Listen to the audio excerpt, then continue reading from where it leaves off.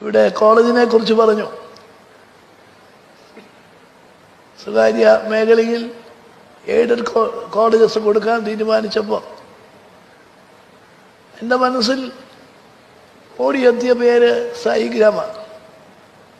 അതിനെക്കുറിച്ച് തീരുമാനമെടുക്കുന്ന സമയത്ത് ബന്ധപ്പെട്ടവരൊരു പോരായ്മ ചൂണ്ടിക്കാണിച്ചു. അപേക്ഷയില്ലാതെ കൊടുക്കാൻ പറ്റില്ല. ഞാൻ പറഞ്ഞു അത് വേറൊരു ഘടകമാണ്. അവരർഹിക്കുന്നുണ്ടോ ഇല്ലയോ?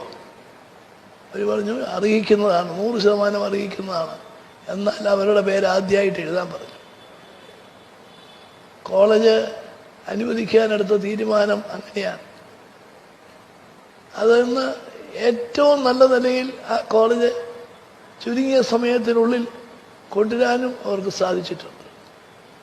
എൻഡോസൾഫാൻ ദുരിതബാധിതരുടെ ദുഃഖം നമ്മുടെ സംസ്ഥാനത്തിൻ്റെ ദുഃഖമാണ്.